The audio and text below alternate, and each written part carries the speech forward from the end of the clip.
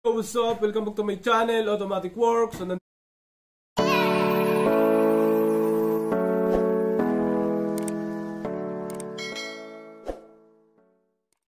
meron po tayong customer ngayon mga sir. Ito ay Toyota Camry 2012 automatic transmission. Hindi na siya umandar pagkatapos palitan ng timing chain, sabi ng mekaniko. Ngayon ito yung fault code niya. Intake air temperature, circuit high input, at pressure control solenoid B, electrical. Tingnan natin kung dyan ba talaga nag-umpisa. Kasi ang tama na yan, isang engine at isang transmission. Yan mga sir, pandarin muna natin kung aandar siya. Apak, start.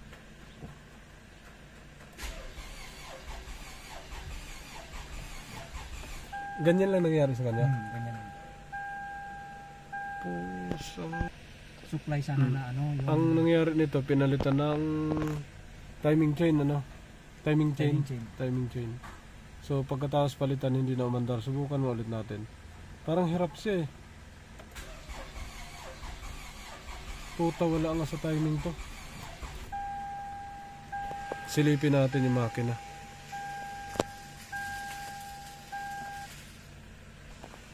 Yun, so mechanically, ginawa na nila yan. Tapos, dito, may ginawa ka dito? dito sir, yung mga Socket. Ah, okay. Kasi lumutong na talaga. So, tingnan natin yung ilalim. Tapos yung sa ilalim nito, meron yata, nandun yung crankshaft, paakyat. Meron yun sa ilalim. Ano to? Yan, sa sensor yan, camshaft sensor. Cam. Sa cam to, no? Oo. Pero naayos na ibalik ba? Naibalik na maayos yung camshaft. Kaso nagba-blackout siya, parang mahina siya pag pinaandar. Ano ba to? Parang ang hina niya pag pinaandar. Hina. Tingin ko mahina yung battery.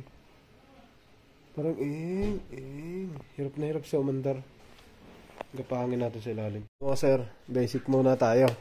Lahat ng fuse tsaka relay, ma-check natin. Isa-isa. Lahat. So... lobat yung battery kanina, pinalitan namin yun. Pinalitan namin ito. Chinik natin lahat to. Lahat ng wirings. Kasi hindi umugong to yung throttle body. So ito binuksan ko kaunti. Kasi may gagawin sana ako dyan. Tinigil ko muna. Dito muna, isa-isa. Walang pumutok na fuse. Doon din sa driver side, walang pumutok na fuse. Tatakpan natin to. So nandito lahat yung supply. So goods naman kasi yung supply. Nag-open lahat. Tsaka napasok sa scan yung computer box.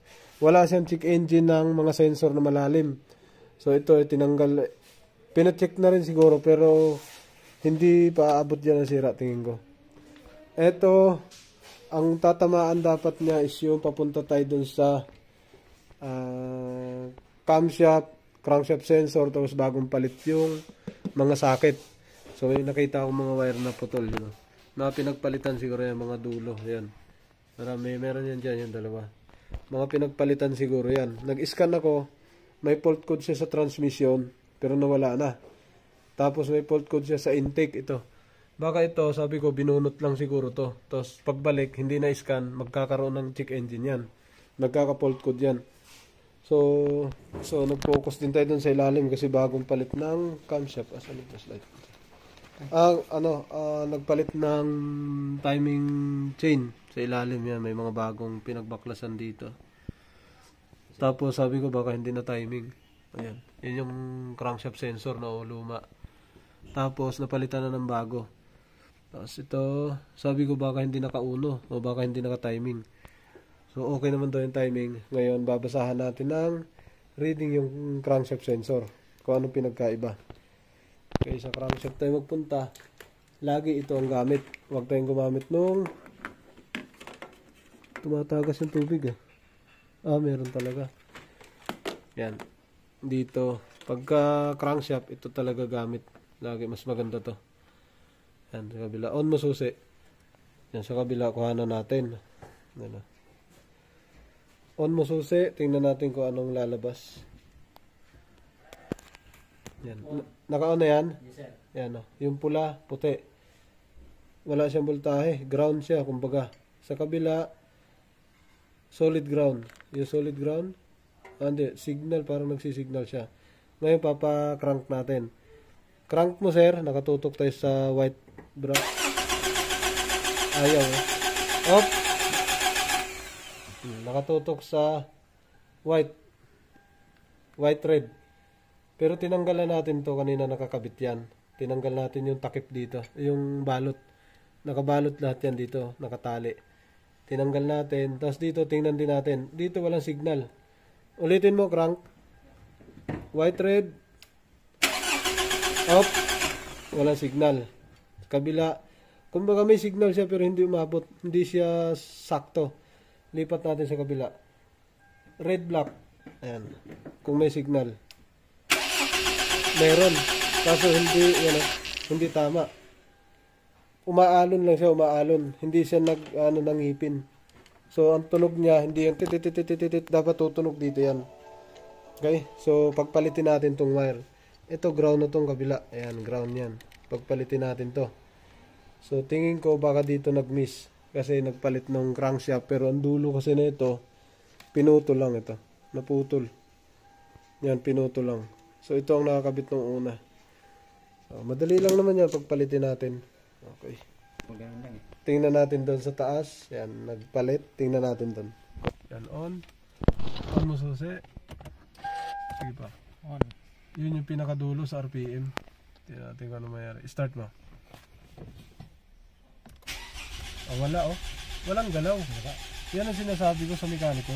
Off mo. Hindi talaga siya kumikilig. Di ba? Walang kilig. Yan ang sabi ko sa kanya nung tumawag sa akin. Tingnan mo kung kumikilig yan. Pag hindi kumilig, may problema. Ito yung mga sir, yan dulo na yan. Oo nga, sir. Yan. Tama. Sa RPM. Yan ang palatandaan.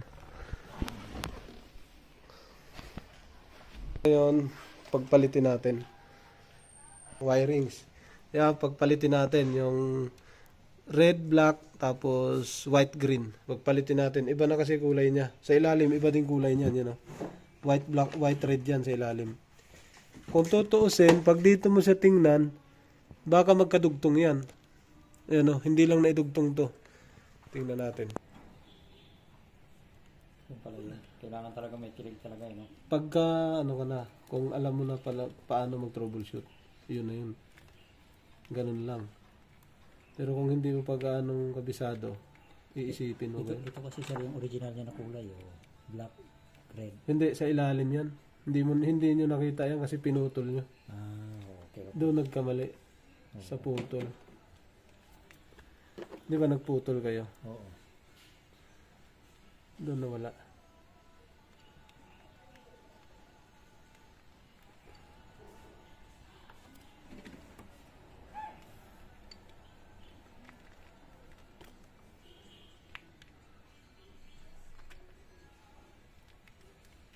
Yung ganyan sir, kailangan ba ihinang yan? Hindi. Hindi na. Basta tama, marunong magkabit. Marunong mag-tap.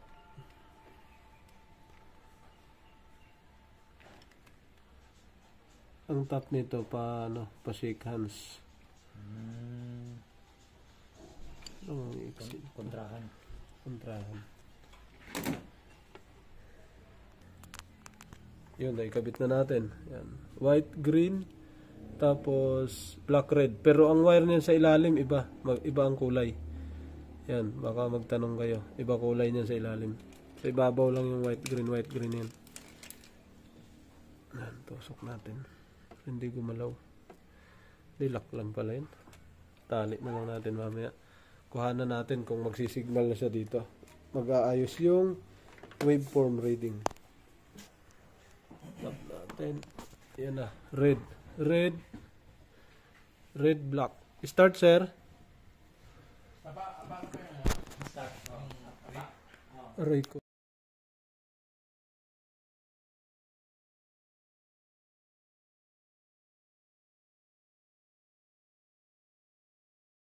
Yan. Yan, ayos na.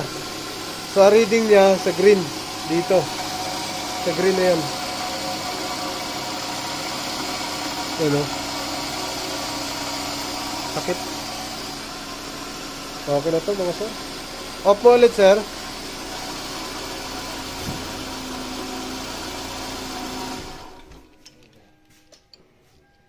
Yan.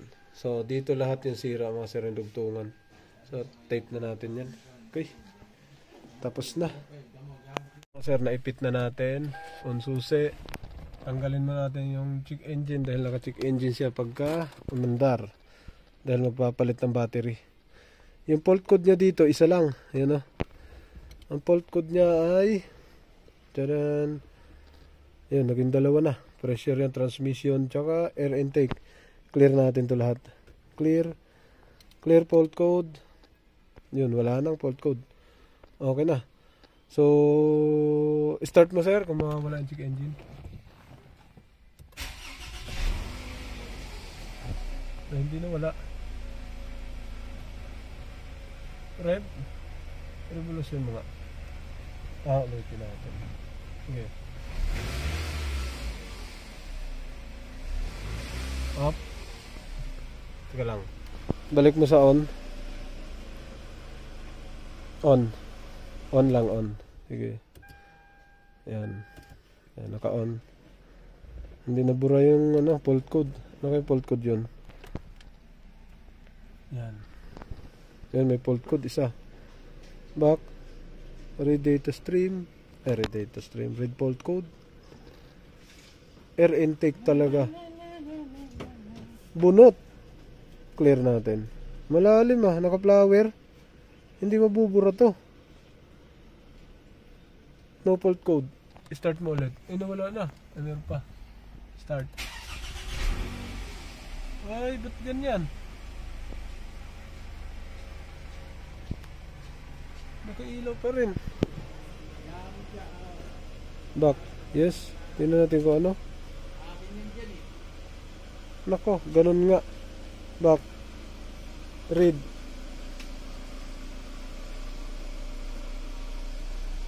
Putol to. Circuit high bank 1. Ayun, naka-flower. So, putol tong sa intake air temperature. Picturean mo to, sir. So, okay na siya mga sir. Napaandar natin. Palitan natin ng battery. Ito, tingnan na natin kung saan siya naputol yung sensor. Baka sensor na sira.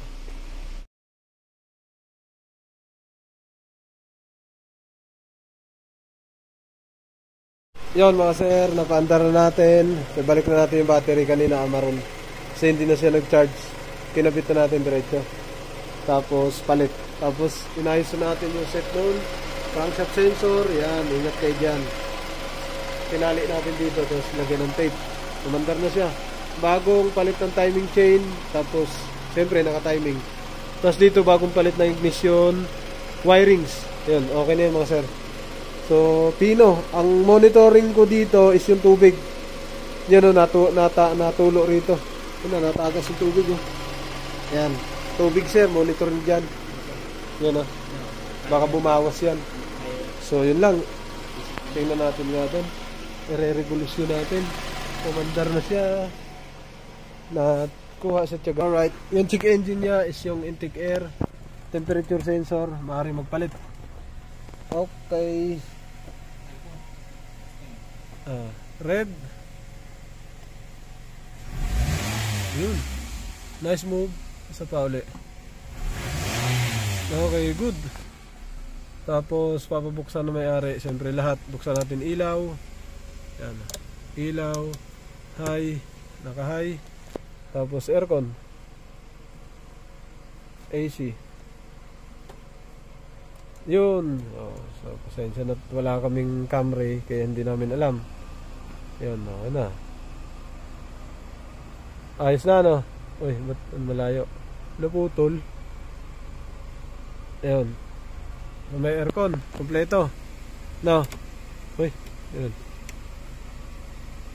Yun. Yun. Hindi na kasama sa akin yun. Okay na. Bukas pa. Hindi pala. Ito, lamig. Temperature, tapos ito pan. Temperature. Init yan. Ito lamig. Yan, lamig. 20. Yan. Yan pan. Yan, malamig. Okay. So, yun lang naman. Ayun. May ilaw, kompleto, preno, opya. So, park, reverse neutral drive. Tingnan natin reverse. Gumana ba? May reverse. neutral, drive, S, 3, 2, 1, 2, 3, 4. Yan dito lang, pitik-pitik. Balik, reverse, park. Alright, so okay na siya mga sir. Tapos na ako dito.